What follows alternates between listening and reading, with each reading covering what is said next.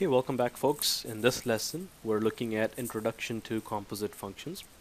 So first, let's start off by taking a look at the definition of a composite function.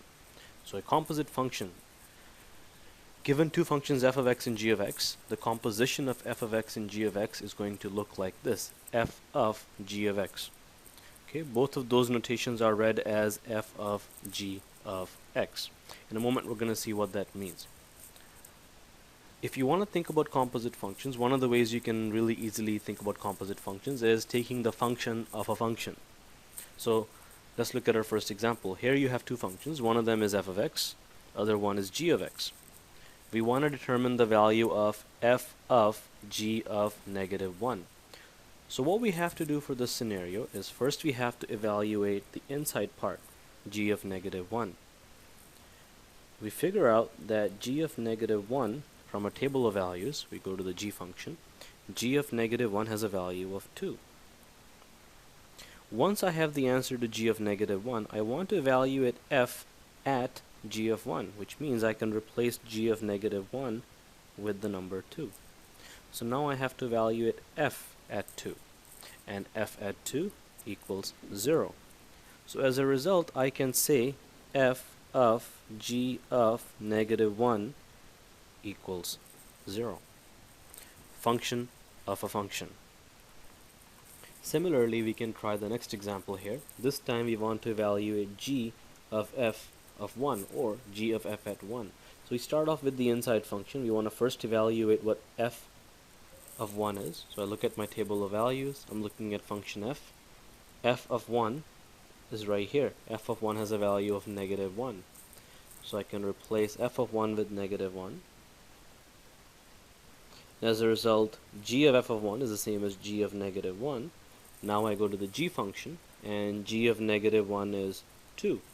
So as a result, the answer to that is 2, which means I can say the overall function g of f of 1 equals 2.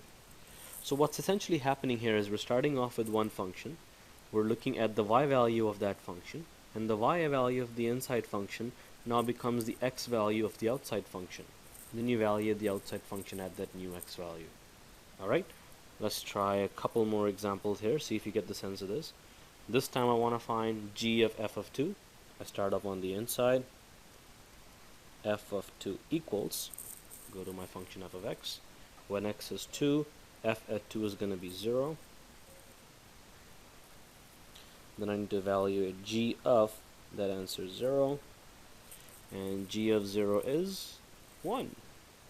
So as a result, I get g of f of 2 has a value of 1. Okay. One last one. This time I want to evaluate g of 2. So we start off with the inside function. First we evaluate g of 2. G of 2 is negative 1. Then I want to evaluate the outside function, which is again a g function. So g of negative 1 this time is positive 2. So as a result, I can say g of 2 is 2. Now you want to make sure you don't interpret these as a product. It's not g multiplied by f of 2. It's a function of a function. The notation is g of f of x or f of g of x. Alright, let's try our next example here. That was using table of values. We can also evaluate functions or composite functions using graphs. So here are some examples using graphs. Idea is the same. Instead of getting the data from the table of values, this time we're going to get the data from the graph. I want to evaluate f of g of negative 2. Again, you'll remember, we can start off with the inside function g of negative 2. So let me first evaluate what g of negative 2 is going to be. The g function is that blue line. So if I take a look at that blue line, when x is negative 2, where is g of x? When x is negative 2, g of x is all the way up here. That's g of negative 2. So as a result, I can say g of negative 2 has a value of 8. Now that I know that value, I want to find f of 8. And f of 8, look at the f function, that's the red function. So when x value is 8, what's the f of x value? It's right there. So f of 8 has a value of 3. So as a result, I can say f of g of negative 2 equals 3. So this is the composite function. Let's try one more example. I'll have you try a couple of examples now. G of f of 3. This time I'm looking at the function f as my starting point. I want to evaluate function f at 3. F of x is the red function. So when the x value is 3, this represents the x value. So when the x value is 3, what's f of 3? So when x value is 3 right here, f of x has a value of 2. 3, 2. So f of 3 is 2. Once I know that answer, I can substitute f of 3 with 2. So I get g of 2 now. I look at the g function.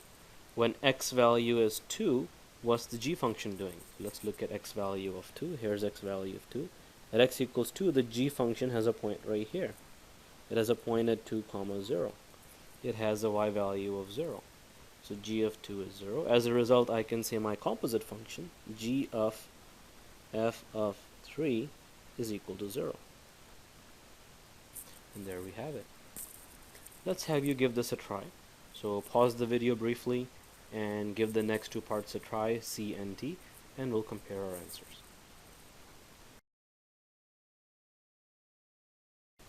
Now that you've had a chance to try those two examples, let's quickly take a look at the solutions. We want to evaluate f of g of 2, so first things first, let's find g of 2. G of 2, so when x is 2, the g function is going to have a value of 0. So g of 2 is 0, which means f of 0. So when the x value is 0, what's happening with the f function? You have a value of 1. F of 0 is 1. So as a result, f of g of 2 is equivalent to 1. Alright, similarly with the next one, you want to start off at f of negative 1. So when x value is negative 1, see what's happening with your f function. When x value is negative 1, your f function is 0. So f of negative 1 is 0. Similarly, g of 0, when x is 0, g function has a value of 4. So as a result, g of 0 is 4. So then I can say g of f of negative 1 has a value of 4. Those are my answers. Hopefully you got those, and if you didn't, double check to see what you might have done wrong. Let's look at our next example. So we looked at using table of values, using a graph. This time we're going to use our equations here to try and determine some values. But the concept is still going to be the same. We're still doing function of a function. In our next example, I want to evaluate f of g of 2 using the functions f of x is absolute value of x minus 1 and g of x is 1 over x squared plus 1. So first things first, I need to know what g of 2 is. So to find g of 2, since I don't have a graph or a table of values, I actually have to evaluate g of 2 using this expression, which means I take that expression, I replace x with 2. So g of 2 is going to be 1 over 2 squared plus 1, which is 1 over 5. Next, I want to find f of that answer, so f of 1 over 5. Now I take the function f of x and I replace x with that value. So I'm going to get absolute value of 1 over 5 minus 1, which actually gives me absolute value of negative 4/5. And of course, the absolute value converts a negative to a positive, which results in positive 4/5. So therefore, I can say f of g of 2 has an answer of 4/5. So the idea is the same. The way we get the information is changing in each example. You give the next one a try. We'll compare our answers again in a brief moment.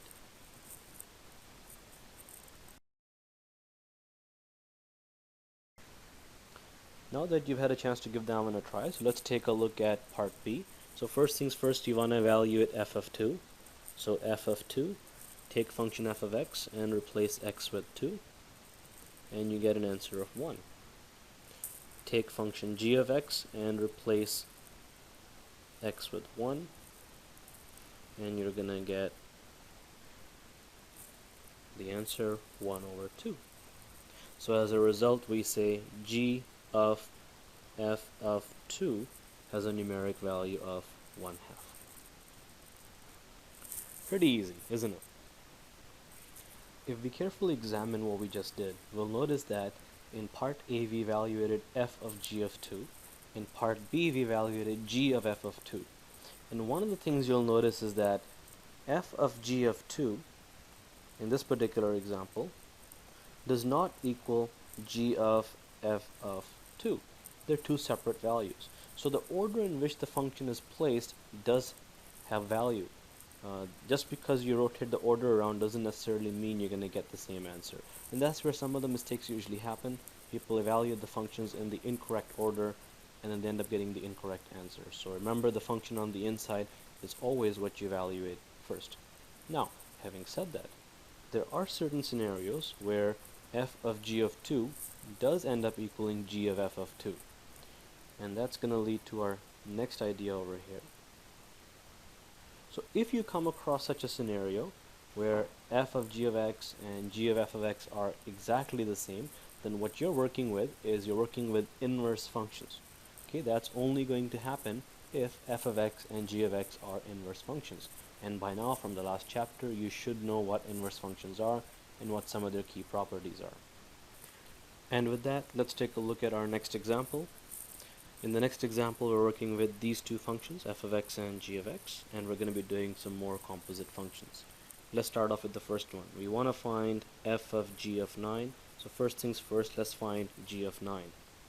So g of 9 is going to equal negative 2 times 9 plus 1, which gives me negative 17. Next, I want to find f of g of 9, which means f of negative 17.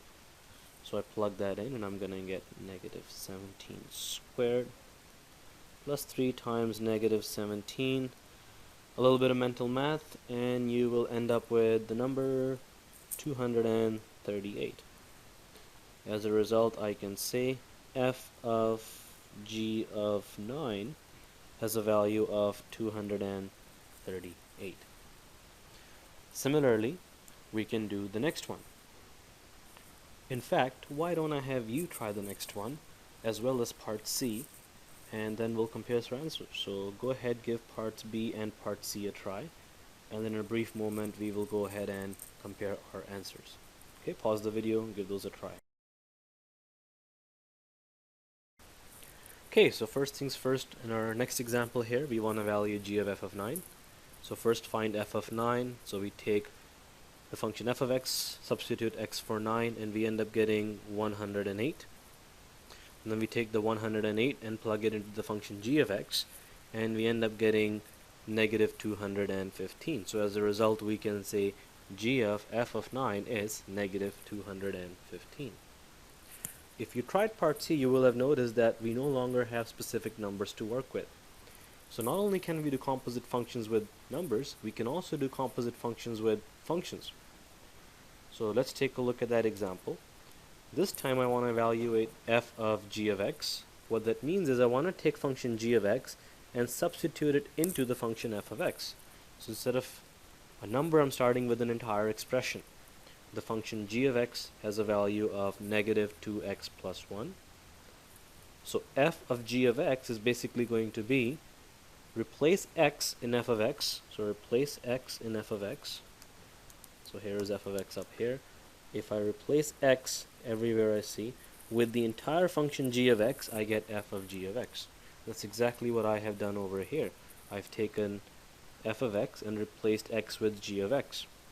And as a result, I end up getting this expression. All I have to do now is open up that expression and simplify. So if I open that up, I get 4x squared minus 4x plus 1.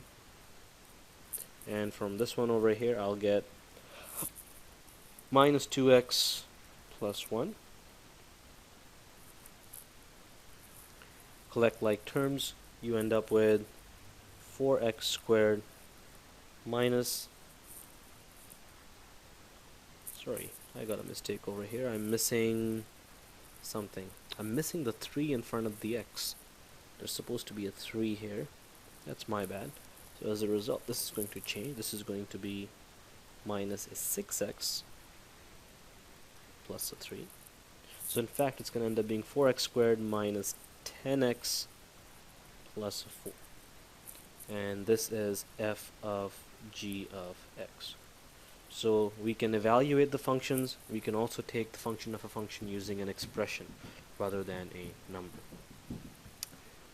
Let's try another example with the same idea.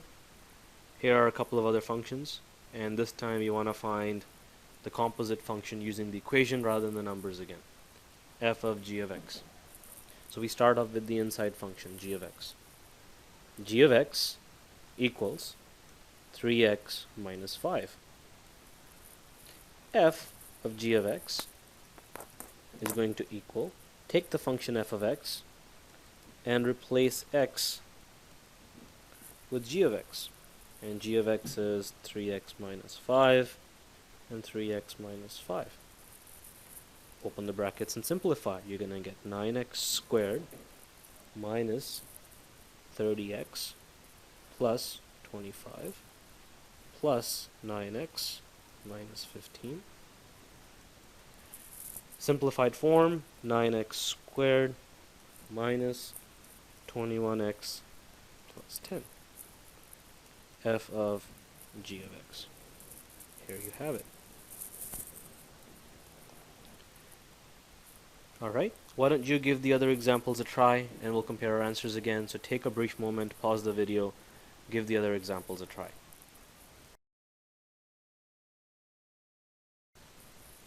So once you've had a chance to give these examples a try, this is what you should end up with. For part B, we're evaluating g of f of x. F of x is x squared plus 3x. G of x from up here is 3x minus 5. So take x squared plus 3x and plug it into 3x minus 5. When I do that, I end up with this expression. I have to then open up the brackets, collect like terms, so my answer should be g of f of x, 3x squared plus 9x minus 5. Similarly, the last example on this page, part C, we're looking for f of x. So we're going to start off with our function f of x, and we're substituting it into itself. So instead of x here, you're going to replace it with the entire chunk. So x squared becomes x squared plus 3x squared, and 3 times x becomes 3 times x squared plus 3x. And once you've got this entire expression, it's just a matter of you opening up the brackets. This is a binomial, so multiplied by itself, you will get this expression. 3 times that expression is going to give you this. Collect like terms, you're going to end up with this quartic.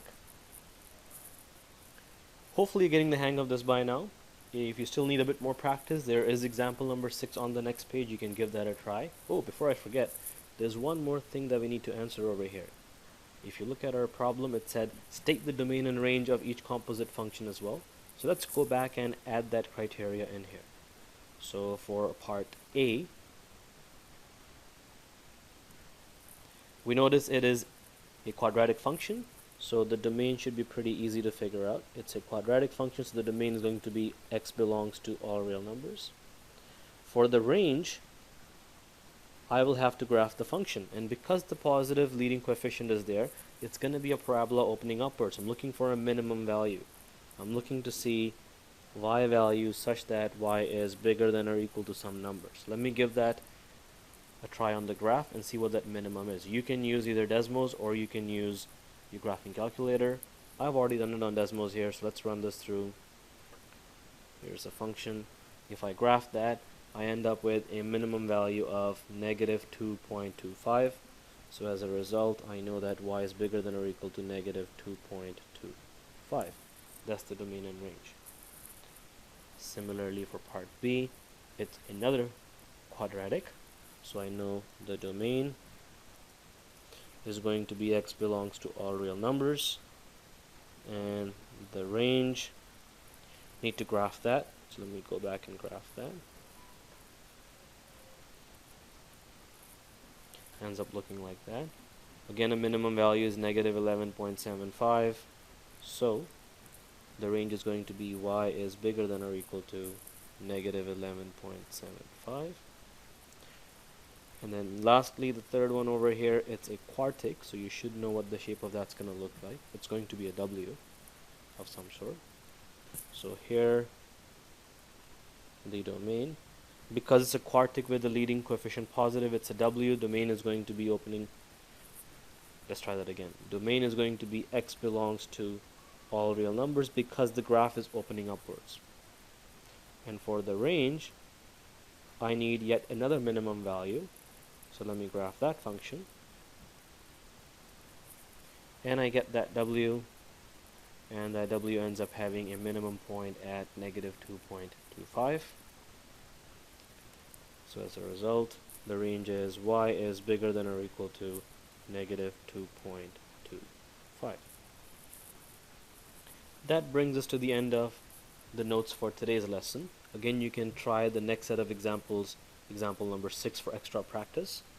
If you don't need extra practice, you can go ahead and get started on your homework assignment.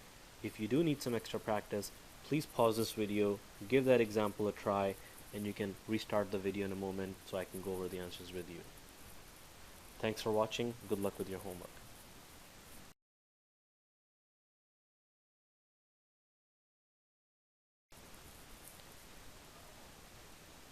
Lastly, here are the answers to example number 6. Once you've tried them for practice, hopefully your answers match up the ones I got over here.